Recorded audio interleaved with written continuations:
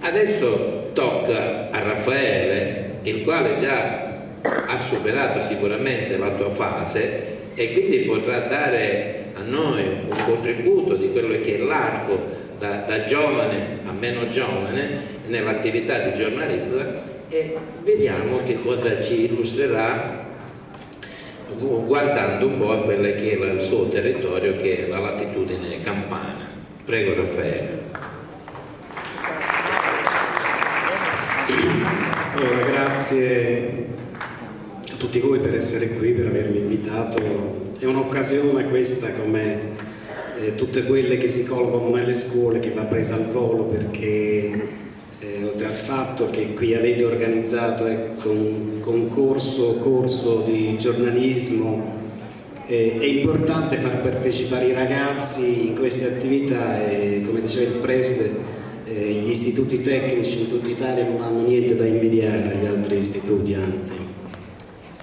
Credo che molto merito ovviamente vada dato, ed è giusto darlo, alle insegnanti, al preside, a chi permette queste attività, ecco, con una mentalità abbastanza aperta, larga, da far discutere i ragazzi e incontrarsi così per confrontarsi. Allora, io collaboro al quotidiano La Repubblica per la redazione di Napoli e vengo da una zona che è l'Agro Aversano, vengo dalle parti di Casal di Principe e mi occupo di camorra casalese. Ne occupo da qualche anno, soprattutto grazie anche a momenti giovanili, come raccontava Esther. Ho notato che abbiamo un amico in comune, perché Nando Dalla Chiesa è uno che io frequento da più di 20 anni e che ha spinto molti di noi ragazzi all'epoca. Io ricordo che c'erano non i siciliani giovani, ma c'erano i siciliani all'epoca, e lui faceva la spola tra la Sicilia e la Campania per organizzare i nuclei di resistenza alla mafia, alla camorra. Nando Dalla Chiesa era uno di questi e ancora oggi è uno di quelli che sta continuando a sfornare tantissima gente. Tra l'altro i miei libri li pubblico con Melampo, che è la casa editrice di Nando Dalla Chiesa. Allora, io vengo da Casal di Principe e vi voglio raccontare un po' la mia esperienza, quello che accade sul territorio.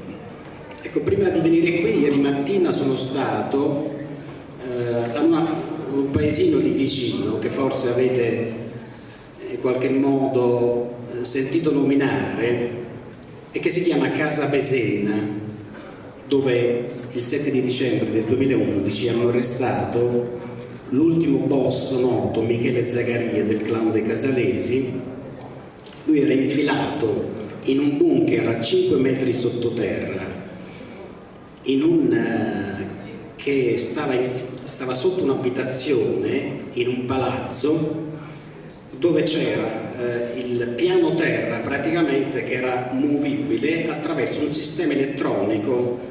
Tu schiacciavi dei bottoni e si muoveva tutto, ma non era una cosa sottile, era un ammasso enorme di cemento su travi di ferro, cioè costruito da un ingegnere elettronico sicuramente, e che c'erano esperienze lì in quel bunker messe in campo a vari livelli, di professionisti, di gente esperta del settore, e questo vi fa capire quali collegamenti ha la camorra, la criminalità, la mafia con questi settori, e com'è possibile costruire queste cose all'interno delle abitazioni senza che nessuno dica o noti niente su questi aspetti.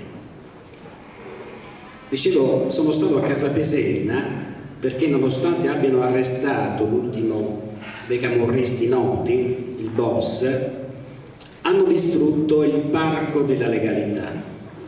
Fa una festa Legambiente Libera, domenica prossima. Hanno pulito questo parco sabato scorso, ma ieri notte sono stati lì, diciamo, delle persone ignote che hanno rotto i marmi ad alcuni movimenti a vittime innocenti di camorra, hanno distrutto delle altalene e quindi sono andato a documentare un po' sta cosa, perché nonostante tutto quello che è accaduto in questi anni succede ancora, nonostante che qualche anno fa hanno condannato i boss della camorra casalese all'ergastolo all'interno del processo Spartacus, hanno dato più di 20 ergastoli e quindi tutti i capi sono dentro, tutti i grandi diciamo, i grandi sponsor non solo della camorra, insieme ai capi, anche i colletti bianchi, quelli che avevano organizzato questo sodalizio criminale.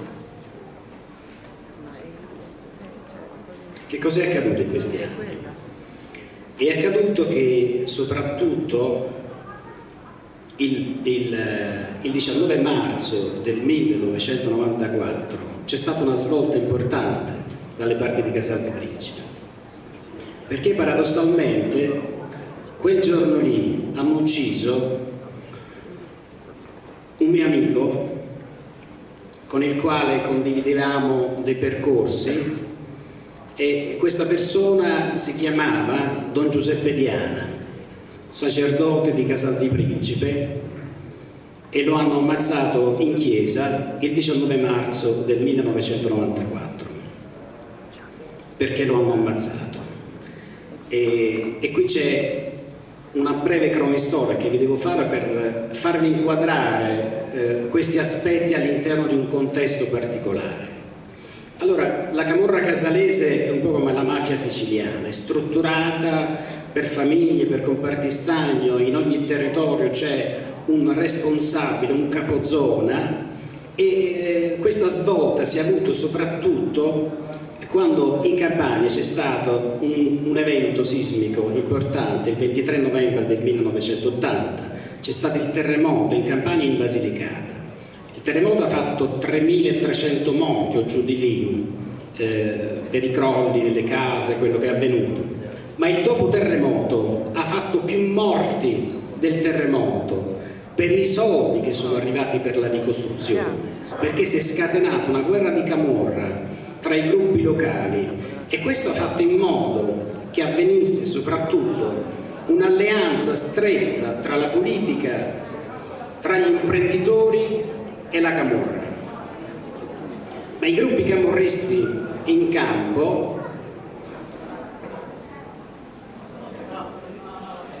ne approfittiamo per farli sistemare un attimo.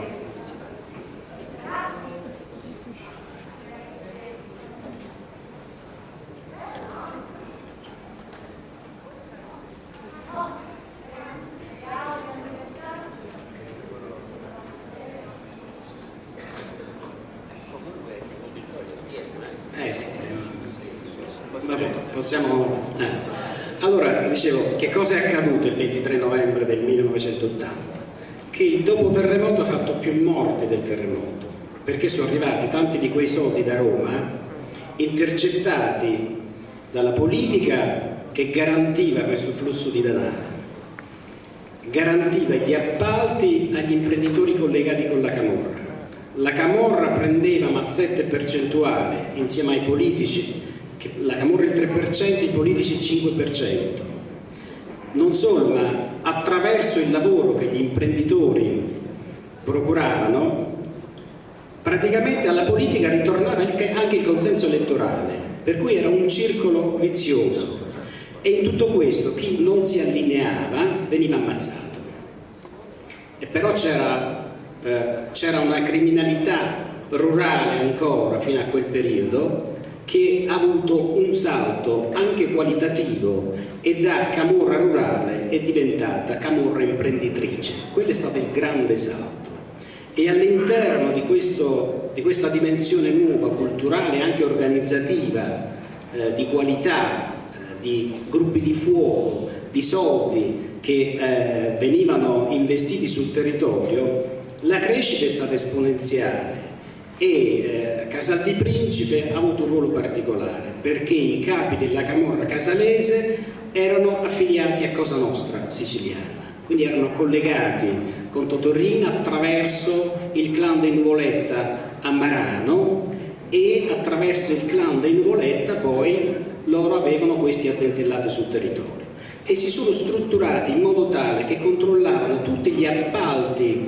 nei comuni attraverso un condizionamento forte, ammazzavano amministratori comunali, ammazzavano sindaci, come nel caso di Marcello Torre a Pagani, in provincia di Salerno, un sindaco democristiano, e si organizzavano in modo tale che tutti quei soldi che arrivavano per la ricostruzione dovevano andare esattamente a quelli che avevano in qualche modo preparato e organizzato. E ovviamente, come avviene in molti casi, quando c'è un grande afflusso di denaro, scoppiano anche guerre interne. In una di queste guerre, all'interno del clan dei Casalesi, che aveva un ruolo fondamentale, perché i Casalesi, dovete sapere che loro si classificano come imprenditori, non come camorristi, fanno affari. Ovviamente fanno affari condizionando il mercato dal loro punto di vista, con l'intimidazione, con la violenza, non seguono le regole del mercato e quindi è facile fare l'imprenditore in quel modo perché lo condizionano, altro che mercato libero. E quindi l'organizzazione territoriale del clan dei Casalesi affiliati a Cosa Nostra aveva una dimensione territoriale enorme, strutturata per comparti, per famiglie soprattutto. E ci sono le grandi famiglie, forse qualcuno di voi ha sentito nominare Francesco Schiavone Sandokan. Ecco, la famiglia degli Schiavone è una delle più grosse, è stata uno dei più grossi clan a Casal di Principe. I capi adesso sono in carcere, però questo era uno degli elementi attraverso i quali si organizzava la camorra, soprattutto la struttura familiare, perché questo consente anche diciamo, alle persone di avere un vincolo in più quando tu fai delle cose per non parlare. Invece è accaduto il contrario in questo caso, perché il primo pentito del clan dei Casalesi è stato un certo Carmine Schiavone, cugino di Francesco Schiavone Sandokan, e poi parliamo anche di questo perché è uno di quei pentiti che ha parlato della terra dei fuochi, dove sono sotterrati i rifiuti tossici, perché nei lavori fatti proprio in quegli anni che cosa facevano? Scavavano le buche per fare le superstrade. Queste buche poi li riempivano con i rifiuti tossici che arrivavano da queste parti. I vostri rifiuti sono da noi, quelli delle vostre industrie del nord, soprattutto di queste parti, non so se proprio di Forlì, ma comunque da qui arrivavano e li interravano da noi, perché è comodo dal punto di vista economico smaltire questi rifiuti, diciamo, con pochi soldi, altrimenti dovevano andare in discarica autorizzata e quindi pagare tanti di quei soldi che forse economicamente non conveniva. E la camorra ha fatto anche questo. Allora, nel momento in cui c'è stato questo salto di qualità, questa organizzazione, che cosa è avvenuto? Che lo scontro all'interno di questi comitati di affari è stato enorme, grosso, e si sono cominciati ad ammazzare tra loro. E a un certo punto il capo del clan dei Casalesi, un certo Antonio Bardellino, che era quello che aveva anche avuto, diciamo, l'ardire di fare un assalto poi addirittura nella tenuta, nella villa dei Nuvoletta, mafiosi siciliani alleati per eccellenza, avevano fatto una carneficina lì dentro. E quindi c'era questo scontro forte, però all'interno del clan è avvenuto che poi hanno ucciso questo capo, l'ha ucciso il suo vice di Casal di Principe in Brasile e il corpo non si è mai trovato. Ma perché dico questo? Per tornare al mio amico Don Giuseppe Diana. Nel 1990, anzi qualche anno prima, appena ucciso Bardellini, che cosa hanno fatto? È avvenuto quello che è avvenuto un po' in Sicilia. Quando hanno vinto la guerra di mafia, i corleonesi hanno imposto ai perdenti mafiosi siciliani della cosca di Stefano Bontade di andare via dalla Sicilia. Li hanno mandati in esilio in America. E questo è avvenuto anche a Casal di Principe. Ammazzato il capo, hanno organizzato la strage di tutti i familiari e di tutti i discendenti maschi della famiglia di Bardellino. è stata impedita questa strage perché un suo luogotenente si è costituito ai carabinieri dopo che ha visto con i suoi occhi ammazzare uno dei nipoti di Bardellino, e quindi consegnandosi ai carabinieri ha denunciato questi fatti, e i carabinieri hanno impedito questa strage di Camorra. Però i Bardellino, per avere salva la vita, sono stati mandati in esilio, questo è stato l'accordo, del Basso Lazio, e stanno ancora lì dal 1988, stanno ancora lì. Nel frattempo che poi questi gruppi si sono polverizzati e hanno cominciato a fare la guerra tra loro. E allora che cosa accadeva? Che in pieno giorno a Casal di Principe e nei paesi limitrofi si sparava, in pieno giorno, e sono morte tantissime persone innocenti, tantissime, ragazzi che non c'entravano nulla. In uno di questi momenti, il 21 luglio del 91 anzi, in pieno giorno, sparatoria, muore un ragazzo, un testimone di Geova, 20 anni, andava dai suoi confratelli a sentire messa. Con lui c'erano altri 4 ragazzi in macchina, e allora Don Peppe Diana, insieme agli altri preti della forania di Casal di Principe, insieme ad alcuni di noi, scrive un volantino: basta con la dittatura armata della Camorra, basta con quello che sta succedendo. E all'epoca, parliamo del 90, era un po' come in Sicilia, la parola Camorra non è che si poteva pronunciare facilmente, soprattutto a Casal di Principe. Questo non poteva avvenire, era abbastanza pericoloso anche esporsi troppo, e lui comincia a farlo e comincia a organizzare questi nuclei di resistenza, e grazie a quella presa di posizione di Don Giuseppe Diana insieme ad altri sacerdoti della zona, dei paesi attorno a Casal di Principe, che va a trovarli, questi sacerdoti, il ministro dell'interno dell'epoca Vincenzo Scotti e il prefetto di Caserta, e questa storia spinge su un aspetto importante, sull'approvazione della legge sullo scioglimento dei comuni per le infiltrazioni mafiose. E quello è il momento in cui viene approvata, grazie anche alla spinta di Don Giuseppe Diana. E il 30 di settembre del 91 il primo comune in Campania ad essere sciolto è Casal di Principe, Casapesenna e Mondragone. Questo è stato un aspetto importante della strategia e dell'iniziativa di Don Giuseppe Diana. Non solo, ma a Natale del 1991 con gli altri sacerdoti della forania scrive un documento che si chiama Per amore del mio popolo, e vedrete la fiction che andrà in onda il 18 e 19 marzo, perché sono 20 anni dall'uccisione di Don Diana, andrà in onda su Rai 1 18 e 19 marzo, vi consiglio di vederla. Racconta tutti questi fatti che vi sto dicendo, anche se in maniera romanzata, ma fa capire un sacco di cose, e questo documento viene letto dall'altare. Che cosa c'è scritto? Che cosa denuncia? 20 anni fa, anzi del 91, quindi 23 anni fa. E allora diceva, denunciava soprattutto le collusioni tra la Camorra e la politica, e invitava la gente a ribellarsi alla Camorra. E quando ci sono questi aspetti fondamentali che ancora oggi vengono toccati, voi capite che cosa significa questo documento scritto 24 anni fa in una zona come Casal di Principe.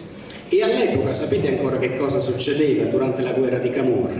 Che c'erano delle sfilate in pieno giorno di camorristi sui cofani delle macchine con le armi che sparavano, come quando voi magari avete visto qualche volta i film western, arrivano i banditi, entrano con i cavalli nel salone e sparano in aria, e così facevano.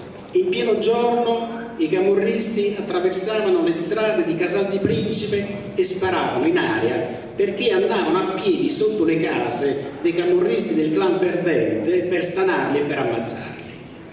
E tutto questo avveniva in pieno giorno. Immaginate il controllo del territorio chi lo aveva: lo Stato, i carabinieri, le forze dell'ordine o la Camorra.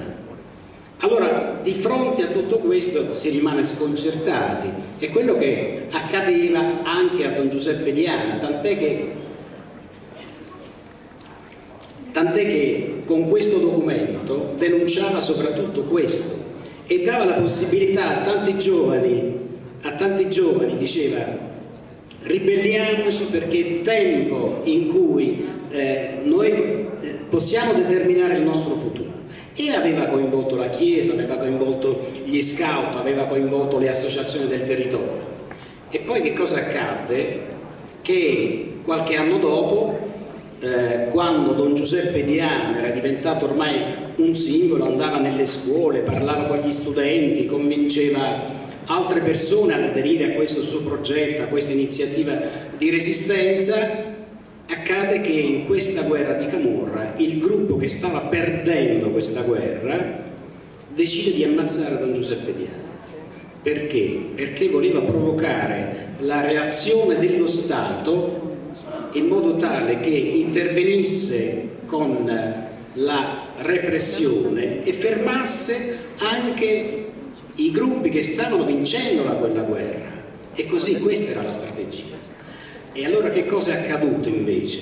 Quando lo hanno ammazzato la mattina del 19 marzo del 94 alle 7:30 del mattino, esattamente un minuto dopo, mezz'ora dopo, un'ora dopo, hanno cominciato a dire che era stato ammazzato per vicende di donne, che era stato ammazzato perché lui conservava le armi della Camorra e così via. È un classico, la diffamazione, e io ricordo l'assassinio di Pippo Fava in Sicilia, uguale. Le prime parole, le prime campagne di stampa, i primi articoli parlavano esattamente di aver ammazzato Pippo Fava per questioni di donne, uguale. Allora c'è anche questa tecnica di diffamazione. E perché la parola è importante, la parola è la comunicazione, qui entra il discorso dei giornalisti che raccontano il territorio. Don Giuseppe Diana nei suoi scritti scriveva su un giornale che dirigevo io, sul quale si chiamava Lo Spettro, sul quale ha scritto molti articoli anche in anno dalla Chiesa. Lui parlava della forza della parola e quindi come è possibile comunicare attraverso la parola e come la parola diviene strumento nelle mani, nelle bocche, negli scritti, nella conoscenza di quelli che vogliono comunicare. Le parole sono importanti, come dice il costituzionalista Zagrebelsky, perché da esse dipende anche il grado e il livello di qualità della democrazia.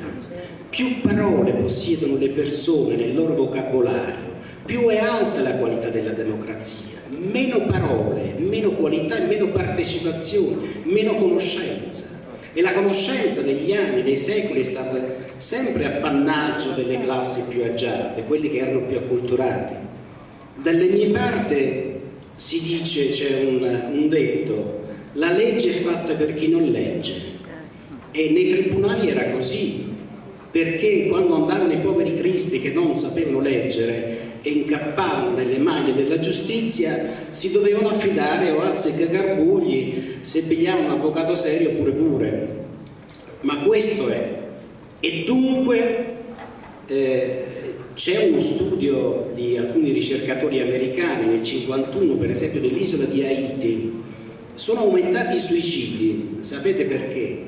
Perché loro riuscivano ad esprimere un disagio solo diciamo di tipo fisico, e quando ci sono mutate alcune condizioni dell'isola hanno provato quegli abitanti anche un disagio di tipo spirituale, diciamo depressione, qualcosa del genere, e non sapevano esprimere questi concetti, hanno notato un aumento dei suicidi. Quindi vedete come il concetto più parole, più espressione, più possibilità di esprimersi e dunque anche più partecipazione, più convincimento, e le parole hanno questa forza.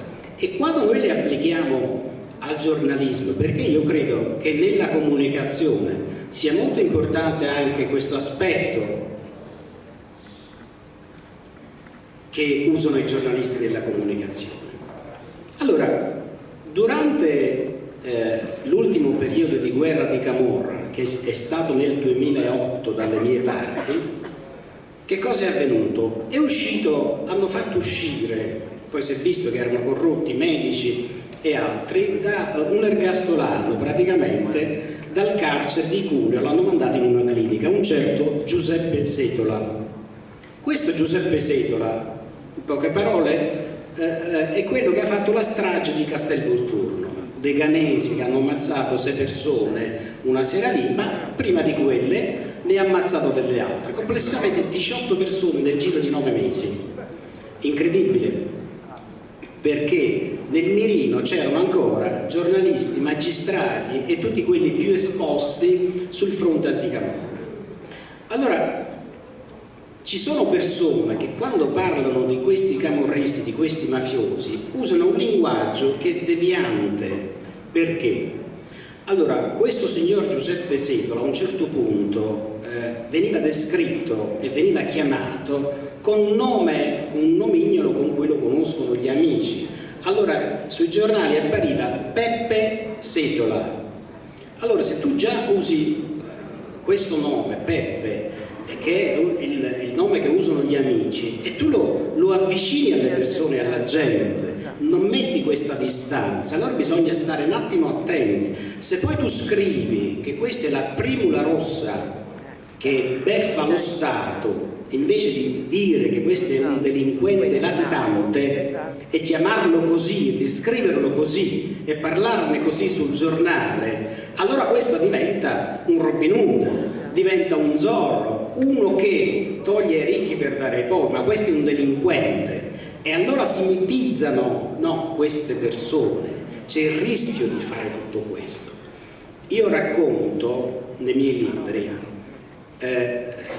la storia, le storie della camorra, soprattutto quelle dimenticate, racconto le vittime della camorra, della criminalità, della mia Campania, e c'è un progetto per raccontarle tutte. Quando abbiamo cominciato erano 130, ma siamo arrivati a scovarne almeno 300 al momento, e ho cominciato a raccontare, ma le racconto queste vicende innanzitutto per restituire dignità a queste persone che non vengono più ricordate dal punto di vista di queste persone, perché voi immaginate un po', se avviene uno stupro di una ragazza, di una donna, e questa vicenda, questa tragedia poi la racconta lo stupratore e la racconta la donna, secondo voi è lo stesso racconto che viene fuori?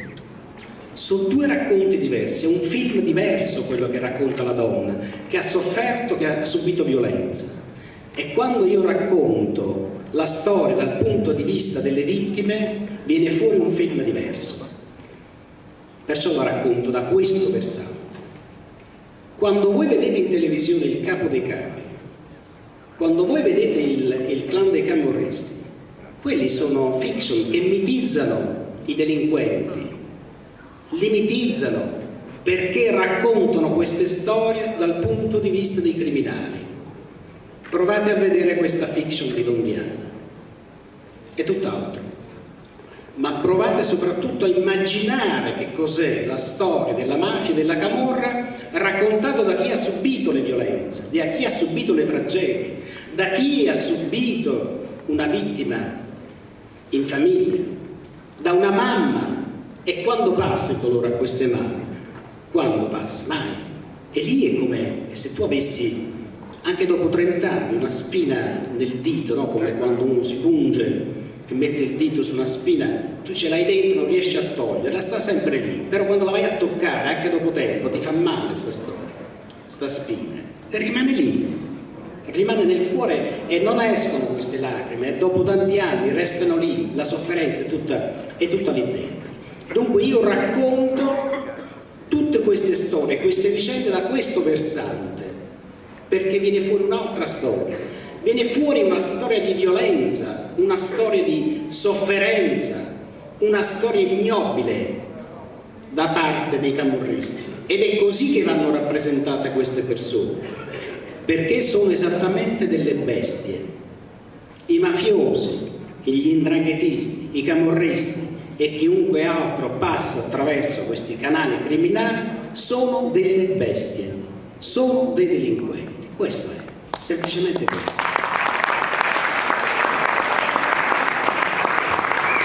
Bene.